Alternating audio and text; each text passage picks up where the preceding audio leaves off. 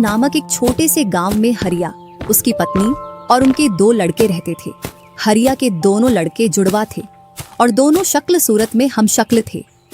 जो कोई भी व्यक्ति उनको देखता तो वो पहचान नहीं पाता कौन रामू कौन राजू है इन दोनों में से। एक शाम हरिया अपनी पत्नी से बोलता है, अब तो बुढ़ापा आ गया और अब पहले जैसे हाथ पैर भी नहीं चलते। हाँ, अब आपकी और मेरी उम्र हो गई है। अब मुझसे भी घर का काम नहीं होता। क्यों ना रामू और राजू के लिए सुंदर लड़कियां देखकर उनकी शादी कर दी जाए। हाँ भाग्यवान, तू बोल तो सही रही है, लेकिन मुझे रामू की फिक्र है क्योंकि उसे काम में आलस आता है और वह कैसे अपना गुजारा कर पाएगा। बातें करते करते दोनों सो जाते हैं।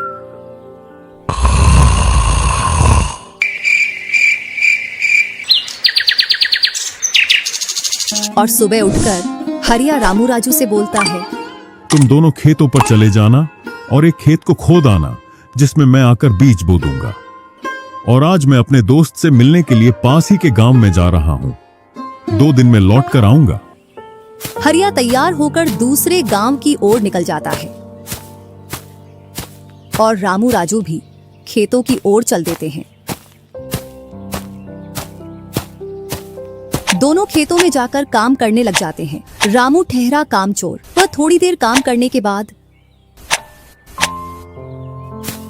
एक पेड़ की छांव में जाकर लेट जाता है। इधर राजू को सुबह से शाम हो जाती है और वह आधा खेत खोद देता है।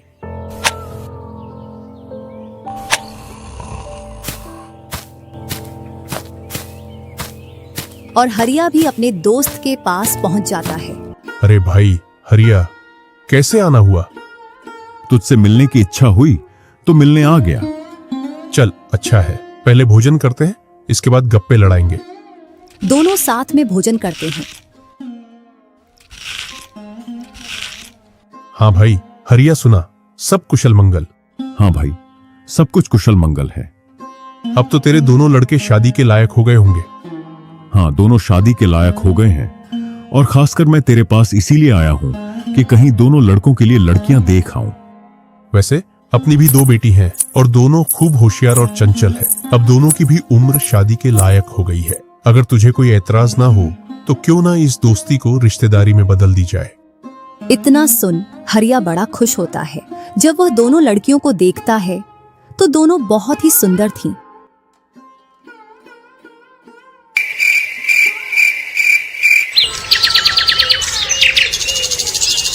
सुबह होते ही हरिया अपने दोस्त से बोलता है, मैं जल्द ही मेरी बहुओं को लेने आऊंगा। इतना बोलकर हरिया अपने गांव की ओर चल देता है। इधर रामू और राजू भी अपने खेतों पर काम करने के लिए आ जाते हैं और रामू पेड़ की छांव में जाकर सो जाता है। इधर राजू अपने काम में लगा रहता है। शाम होने को आ जाती है और हरिया भी अपने खेतों के पास आ जाता है। रामू की आंख खुलती है तो हरिया उसको आता हुआ दिखता है, तो वह खेत में जाकर काम करने लग जाता है। चलो घर, अब शाम हो गई और खेत भी पूरा खुद गया है।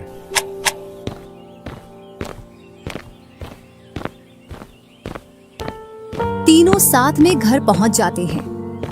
हरिया अपनी पत्नी और दोनों लड़कों को बताता है कि वह इन दोनों की सगाई पक्की कराया हूं।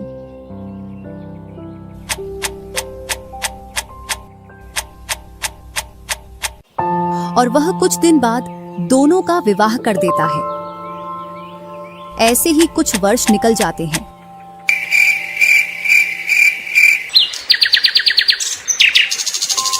हरिया और उसकी पत्नी का स्वर्गवास हो जाता है और दोनों भाई जमीन और घर का बंटवारा कर लेते हैं। रामू अपने आलसी पने की वजह से खेतों में काम करने नहीं जाता और दिन भर घर में ही पड़ा रहता। इधर राजू अपने खेतों में दिन रात मेहनत करता है, जिससे रामू और राजू की फसलों में अंतर स्पष्ट दिखाई देता है। एक दिन रामू राजू से बोलता है, तूने अच्छा खेत रख लिया और मुझे यह खराब खेत दे दिया। जिससे तेरी फसल अच्छी हो रही है और मेरी फसल कमजोर। कोई ना, अगली फसल पर खेत बदल लेंगे।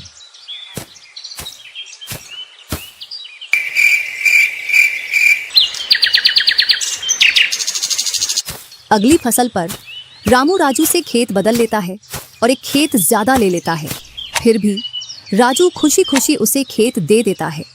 राजू के हिस्से में जो खेत थे उनमें फिर से वह दिन रात मेहनत करता। इधर रामू कभी काम करता तो कभी काम नहीं करता। रामू के पास बीज खरीदने के भी पैसे नहीं थे, तो वह पैसे लेने के लिए जमींदार के यहाँ चला जाता। जमींदार जी, कुछ पैसे उधार चाहिए थे, जिससे मैं अपने खेतों के लिए बीज ले आता और फसल आने पर मैं आपको पैसे लौटा देता। क्यों नहीं भैया, लेकिन आपको 2% ब्याज देना पड़ेगा। जी जमींदार जी, मैं ब्याज दे दूंगा। जमींदार रामू को पैसे दे देता है और रामू उनसे कुछ बीज लाकर अपने खेतों में बो देता है। इधर राजू अपनी फसल की रोज देखभाल करता और रामू बोकर आया उसके बाद से अपनी फसलों को देखने के लिए भी नहीं गया। वहीं अपने घर में पड़ा रहता और दिन रात सोता रहता।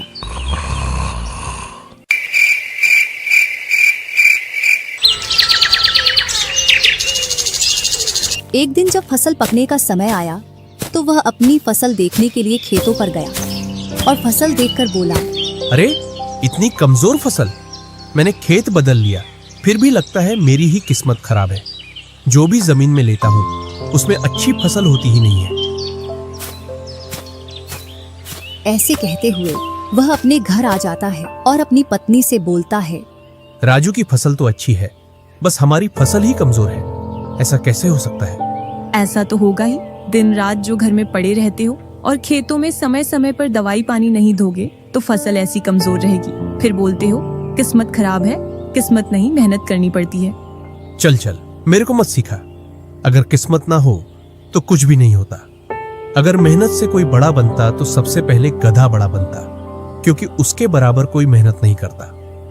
और जो मजा जिंदगी में सोने में है वह मजा और किसी चीज में नहीं। बस इनको तो सुला दो, सोने के अलावा और कोई काम ही नहीं है।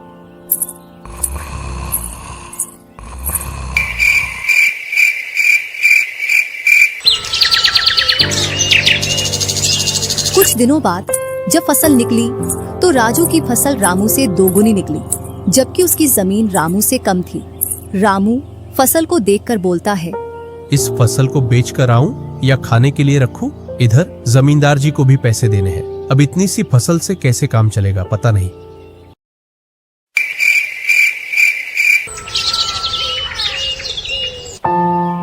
एक दोपहर रामू सो रहा था, तभी उसका गेट किसी ने खटखटाया। पता नहीं कौन भरी दोपहर में नींद खराब करने के लिए आ गया। जैसे ही वह गेट खोलता है तो सामने जमींदार खड़ा दिखता है। क्या यह रामू का घर है? रामू ने सोचा, क्यों ना मैं इसे राजू के घर पहुंचा दूं। यह मुझे पहचान भी नहीं पाया। मैं तो राजू हूँ, वह वाला घर है रामू का। जमींदार सामने वाले घर पर जाकर गेट को खटखटाने लगता है। राजू गेट खोलता है और बोलता है, क्यों भाई, इतनी तेज गेट को क्यों खटखटा रहे हो? मैंने आपके रुपए लेकर खा लिए क्या? हाँ भैया रामू, तुमने मेरे जो पैसे लिए थे उन्हीं को लेने के लिए आया हूँ। तुमने बोला था फसल आने पर पैसा लौटा देंगे, जो तुमने अभी तक नहीं लौटाया। क्या जमींदार जी, आप भी दोपहर में नशा करके आ गए? मैंने कब आपसे पैसे उधार लिए? क्या तुम ही रामू हो? नहीं, मैं तो राजू हूँ। रामू तो सामने वाले घर में रहता है।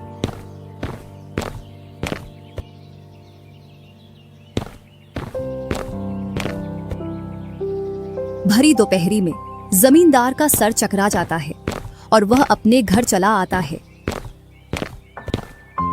और घर पहुंचकर मुनीम से बोलता है, ऐसा लगता है मुझे कि जो पैसे रामू के दिए थे वह पैसे अब लौट कर नहीं आने वाले। क्यों, ऐसा क्या हुआ जो पैसे वापस नहीं आ रहे हैं? रामू और उसका भाई दोनों हम शक्ल हैं और दोनों बोल रहे हैं कि रामू वह है, रामू वह है। और उन दोनों ने दोपहर भर मुझे इस घर से उसे घर दौड़ाया। जमींदार जी, पैसे निकालने की मेरे पास एक स्कीम है। बोलो कौन सी स्कीम है? मुनीम जमींदार जी के कान में पूरी स्कीम बताता है।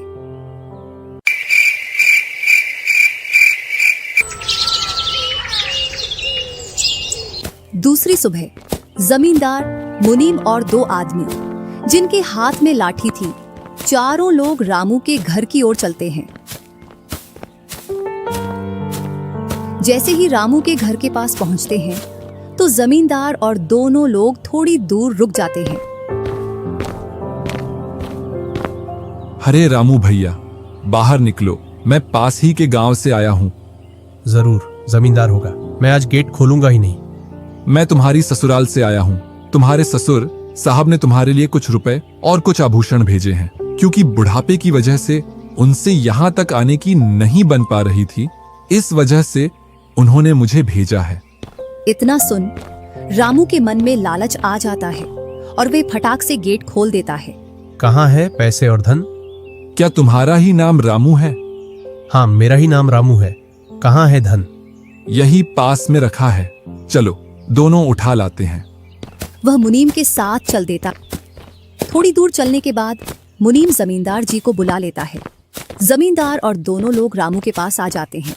लाओ मेरे पैसे लौटाओ, ब्याज समेत। मैंने आपसे पैसे नहीं लिए। ये ऐसे नहीं मानेगा। अब तुम दोनों के हवाले करता हूँ, तुम चाहे जैसे इससे पैसे निकालो।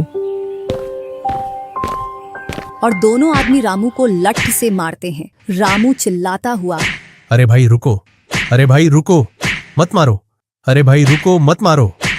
इधर वह दोनों रामू में दे लठ बरसा रहे थे। तभी राजू गेट खोलकर देखता है तो रामू पर कुछ लोग लठ से वार कर रहे थे। तो वह दौड़कर उनके पास आता है और बोलता है, अरे भाई रुको। इस रामू ने आज से 5 महीने पहले मुझसे पैसे लिए रहे थे। जब लौटाने की बारी आई तो बहाने कर रहा था। कितने पैसे हैं? 2000। रुको मैं लाता हूँ।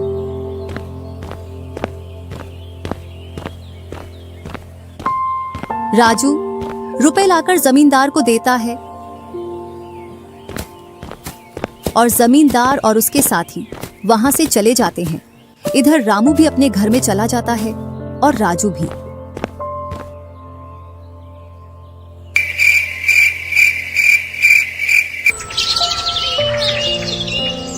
कुछ दिनों बाद दोनों भाई अपना अपना खेत खोदने के लिए खेतों पर पहुंच जाते हैं। इधर खेत खोदते खोदते राजू दौड़ते हुए रामू के पास आता है और बोलता है, देखो मुझे खेत में क्या मिला है। राजू के हाथ में हीरा देखकर रामू के मन में लालच आ जाता है और वह मन ही मन सोचता है, इसके खेत में तो और भी हीरा हो सकते हैं। क्यों ना मैं इसको मेरा वाला खेत दे दूं और इसका खेत में रख लूं, जिससे मेरे पास भी बहुत सारे हीरे हो जाएंगे। मैं क्या बोल रहा था, क्यों ना तू मेरे वाले खेत पर फसल कर ले और मैं तेरे वाले पर। इतने दिनों से तू कम जगह पर कर रहा था। और रामू राजू वाले हिस्से को खोदने लग जाता है।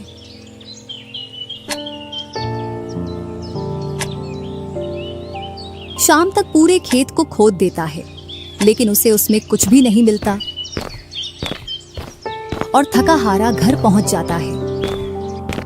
आज पूरा खेत खोद दिया, लेकिन फिर भी एक हीरा नहीं मिला। जबकि राजू ने खेत का एक कोना खोदा था, उसमें ही उसे एक हीरा मिल गया। अच्छा, आप अगर ऐसे ही मेहनत करते रहे तो एक दिन आपको भी बहुत सारे हीरे मिलेंगे। बातों ही बातों में रामू की नींद लग जाती है।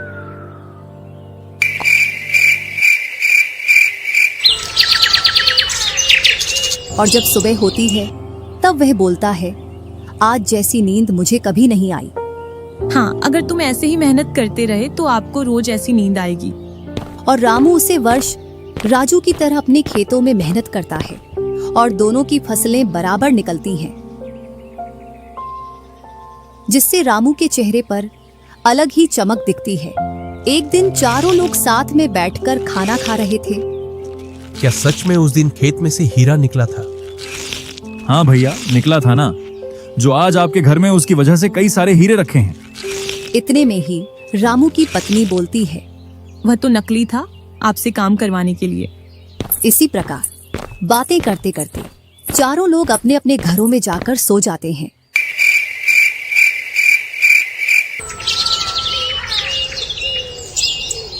सुबह होते ही तुम दोनों को राजा साहब ने राजमहल बुलाया है।